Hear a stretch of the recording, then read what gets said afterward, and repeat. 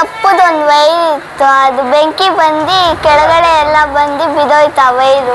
ಆಮೇಲೆ ಕರೆಂಟ್ ಹೋಯ್ತು, ಜಾಸ್ತಿ ಬೆಂಕಿ ಬಂದಿತ್ತು.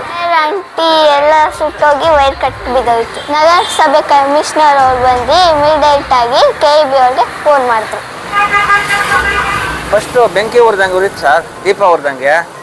ಆಮೇಲೆ ಸ್ವಲ್ಪ ಜಾಸ್ತಿ ಆಗಿ ಬ್ಲಾಸ್ಟ್ ಆಗ್ಬಿಡ್ತು ಸರ್, ವೈರು ಕಿತ್ತೋಯ್ತು. ಜನ ಎಲ್ಲ ಫುಲ್ ಭಯ ಬಿದ್ದೋಗ್ಬಿಟ್ರು. ಆಮೇಲೆ ಕರೆಂಟ್ ಆಫ್ ಆಯಿತು. ಆಮೇಲೆ ನಗರಸಭೆಯವ್ರು ಬಂದು ಅದನ್ನೆಲ್ಲ ಕ್ಲಿಯರ್ ಮಾಡಿಸಿದ್ರು ಸರ್. ಜನ ವಿಪರೀತ ತುಂಬೋಗಿದ್ರು. ಅವ್ರು ನಗರಸಭೆಯವ್ರು ಬಂದು ನೋಡ್ಬಿಟ್ಟು ಆಮೇಲೆ KEB ಅವ್ರನ್ನ ಕರೆಸಿ ಅದನ್ನು ಕ್ಲಿಯರ್ ಮಾಡಿದ್ರು ಸರ್. ಕಮಿಷನರು ಬಂದಿದ್ರು ಸರ್. ನಗರಸಭೆ ಬಂದು KEB ಸಿಬ್ಬಂದಿಯನ್ನು ಕರೆಸಿ ಕ್ಲಿಯರ್ ಮಾಡಿಸಿದ್ರು ಸರ್. RTO ರಸ್ತೆ ಬಳಿ ಸಂಜೆ 7 ಗಂಟೆಗೆ 11 kV ವಿದ್ಯುತ್ ತಂತಿ ತುಂಡಾಗಿ ಬೆಂಕಿ. ನಗರಸಭೆ ಪೌರಾಯುಕ್ತ ತ್ವರಿತ ಸ್ಪಂದನೆಯಿಂದ ತಪ್ಪಿದ ಅನಾಹುತ. ಕೋಲಾರ, ಜುಲೈ 18. ನಗರದ ಬಂಗಾರಪೇಟೆ ರಸ್ತೆಯ RTO ಕಚೇರಿ ಸಮೀಪ ಭಾನುವಾರ ಸಂಜೆ 7 ಗಂಟೆ ವೇಳೆಗೆ ಮಳೆಯ ಪರಿಣಾಮ ವಿದ್ಯುತ್ ಕಂಬದಿಂದ 11 kV ವಿದ್ಯುತ್ ತಂತಿ ತುಂಡಾಗಿ ಕೆಳಗೆ ಬಿದ್ದ ಪರಿಣಾಮ ಶಾರ್ಟ್ ಸರ್ಕ್ಯೂಟ್ ಸಂಭವಿಸಿ ಬೆಂಕಿ ಕಾಣಿಸಿಕೊಂಡಿತು.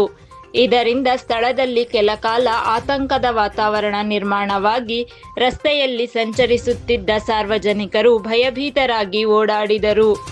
ವಿಷಯ ತಿಳಿಯುತ್ತಿದ್ದಂತೆಯೇ ನಗರಸಭೆ ಪೌರಾಯುಕ್ತ ವೆಂಕಟೇಶ್ ನಾಗನೂರು ಹಾಗೂ ಹಿರಿಯ ಆರೋಗ್ಯ ನಿರೀಕ್ಷಕ ಸಂಜಯ್ ವಿ ಅವರು ತಕ್ಷಣ ಸ್ಥಳಕ್ಕೆ ಭೇಟಿ ನೀಡಿ ಪರಿಸ್ಥಿತಿಯನ್ನು ಪರಿಶೀಲಿಸಿದರು. ಕೂಡಲೇ KEB ಅಧಿಕಾರಿಗಳಿಗೆ ಮಾಹಿತಿ ನೀಡಿ ವಿದ್ಯುತ್ ಸರಬರಾಜನ್ನು ಸ್ಥಗಿತಗೊಳಿಸುವಂತೆ ಕ್ರಮ ಕೈಗೊಂಡರು. ನಂತರ KEB ಸಿಬ್ಬಂದಿ ಸ್ಥಳಕ್ಕೆ ಆಗಮಿಸಿ ತುಂಡಾಗಿದ್ದ 11 kV ವಿದ್ಯುತ್ ತಂತಿಯನ್ನು ಸುರಕ್ಷಿತವಾಗಿ ತೆರವುಗೊಳಿಸಿ ದುರಸ್ತಿ ಕಾರ್ಯವನ್ನು ಆರಂಭಿಸಿದರು.